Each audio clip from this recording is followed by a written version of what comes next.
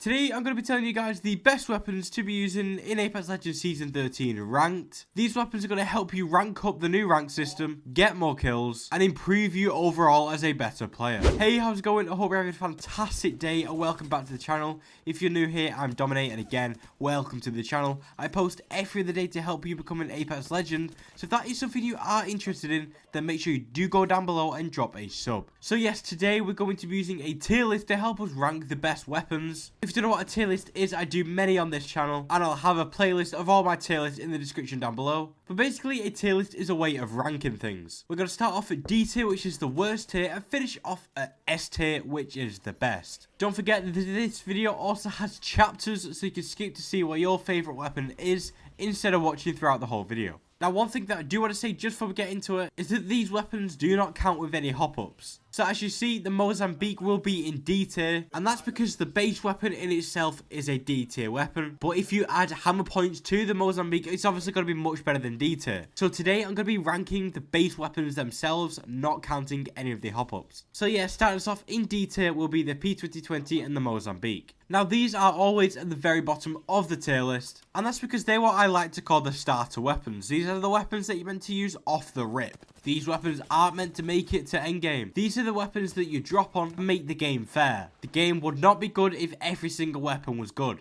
These weapons are meant to be bad. These keep the meta in rotation and allow the RNG to be fair and keep the game running smoothly. So yes, these weapons are not meant to be good, and because of that reason, they're sitting down in D tier. Now moving up all the way to C tier, now we have the L-Star, the Triple Take, the RE45, the Bochet Bow, and finally the 3030 Repeater. Now none of these weapons got a buff or a nerf in the brand new season, but there are a few weapons that are slightly better than before, such as the Bochet Bow and the 3030 Repeater. A little while back, they both got a little buff, which allows them when you add hop-ups, you don't have to manually select which mode you want. Now I know I said at the very beginning of the video that I'm not counting weapons with hop-ups, but even without the hop-ups, these weapons are still both good. Now when you add the hop-ups such as a Shattercaps, as soon as you un-ADS and start to hit fire, it automatically selects the Shattercaps. Now I'm not talking about how good the Shattercaps are. This just allows you to keep one of your fingers free, not having to press another button to allow this, meaning you have more room and more time to actually do something else instead of manually selecting a mode. This is why these two weapons are now better than they were before. Now we do have the RE45, which is a low-key beam, just high fire rate, but the damage just isn't it. So that's why it's down in C tier. Moving us up to B tier, we now have the Havoc, the Devotion, the Alternator, the Rampage, the Sentinel, and finally the Eva 8 shotgun. Now one of the things I want to talk about in this tier is actually the Eva 8 shotgun. Now this Eva is usually down in C tier because I absolutely despise the Eva 8. But now the Mastiff has been taken into the care package. This now means that there are two shotguns in the general rotation, not including the Mozambique. So we have the Peacekeeper and the Eva 8. Now the reason why the Eva 8 is down in B tier is because obviously the Peacekeeper is much better, meaning that they can't be on the same tier. They do not compete with each other. So the Eva 8 is down in B tier despite having no nerfs, just because now there's a Mastiff no longer in the general rotation. You've actually got two shotguns to choose from. You've either got the Peacekeeper or you've got the Eva 8. So meaning now you only have two shotguns. The Eva 8 has been bumped up just because there's nothing else you can use. So the Rampage and the Devotion both got a nerf this season. In fact, every single LMG got a nerf. We'll get onto the final LMG very soon. So yes, the Devotion and the Rampage both got a nerf, which allows them to reload much slower, and both of their damage has been reduced by 1/2. So not only do they do less damage, but it also takes longer to reload. The Rampage is also in crafting too. So there's either two sides of the story here. People either think it's more accessible because it's in the crafting, you can get it every single game, or that it's less accessible because people can't be bothered to craft it. And in my personal opinion, I think it's more accessible realistically, but people are just too lazy to actually do it. Because when I'm playing ranked, I rarely come across a Rampage nowadays. It's usually a Spitfire. Now, realistically, I now think that the Havoc is now better than the Devotion because it also got a little buff. The initial recoil on the Havoc is so much easier to control now, and hence the whole recoil is just easier to control for the Havoc in general, which makes the gun even more of a beam. So now it's easier to use, and the Devotion also got a nerf.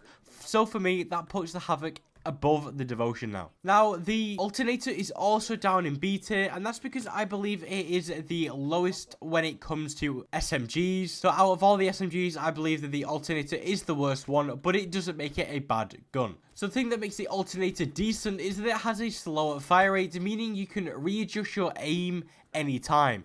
Let's say you're running an R99. If you miss one shot, because the fire rate is so fast, you're going to miss every single other one. So if you're using an alternator and you miss a couple shots, that's fine. You can easily readjust your aim because it has a much slower fire rate. So moving up onto A tier now, and every single weapon from A tier all the way to S tier are the best weapons to be using in ranked in Apex Legends Season 13.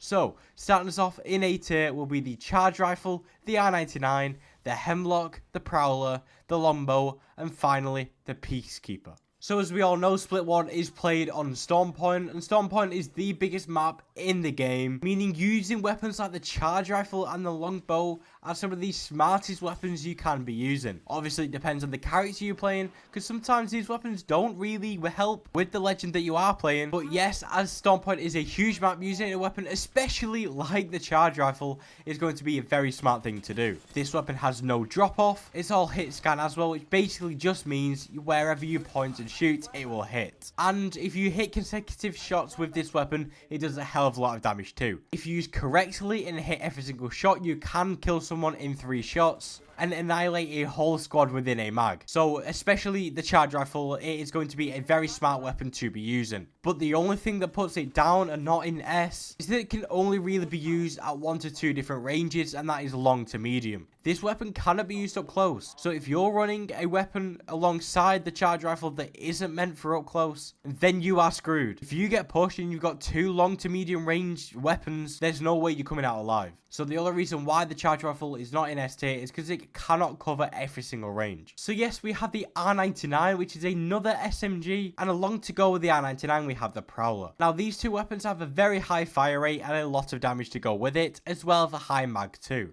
Now, these are better than the alternate because of the sheer damage that these 2 weapons both produce. But again, the only thing that puts it down is the fire rate. Meaning, if you miss a couple shots, you will be missing every single shot in the mag. Now, this is except the Prowler because obviously it's burst, so you can reset with every single burst. But especially the R99, the fire rate is a big problem. Now, the fire rate can be seen in 2 different ways. It can be seen as a good thing and a bad thing. Good thing as it can kill people very, very quickly, but a bad thing because it can make your aim all over the place. Now, the recoil for both the Prowler and the R99 is very simple, so you can become a straight beam with these weapons. So yes, the Peacekeeper is also in A tier, obviously now because it is the best shotgun in the game. That is in the general rotation, that is. So because of that alone, it is put into A tier. Not only that, it does so much damage, but it does take a lot of skill to use. So if your aim is all over the place and you are deciding to use the Peacekeeper, it may not be the best decision for you. Because the thing pumps out so much damage, you have to be accurate with every single shot.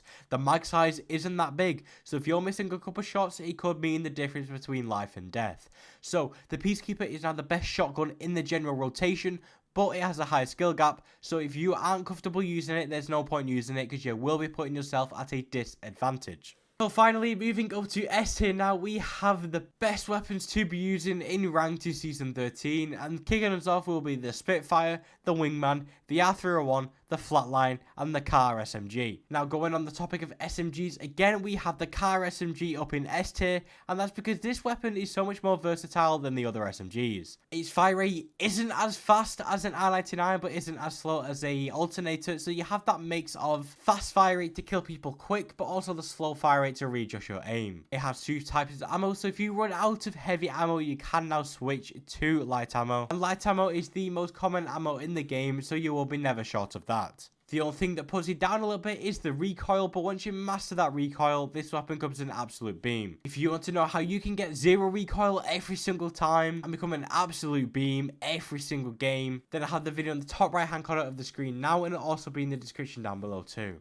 Not only that, with the car SMG, the hip fire is absolutely insane. If you're hip firing up close with the car SMG, you're going to be absolutely beaming. Speaking about hip fire, this also applies to the flatline too. The flatline becomes its own SMG when you start to hit fire with this weapon and becomes an absolute beam. Now this weapon is now taken out of crafting, so it is more accessible, or however you think about it. The recoil is very easy to get a hold of too, and overall this weapon is a straight 10 out of 10. Great damage, good recoil, good fire rate, and overall good mag size. So yes, we now have the R301. The R301 is now put into crafting in every single game. I tend to craft an R301 now, just because I absolutely love this weapon, and I know I can get it 100% of the time. Not only that, you get really lucky within crafting too. When you craft an R301, sometimes there's a purple mag to go with you, and also a 3 times. So you can practically get your whole loadout just from the crafting alone. The main thing that puts this in S tier now is because it is in crafting. That's the main reason why it's in S tier. Apart from the whole thing that this gun is an absolute beam,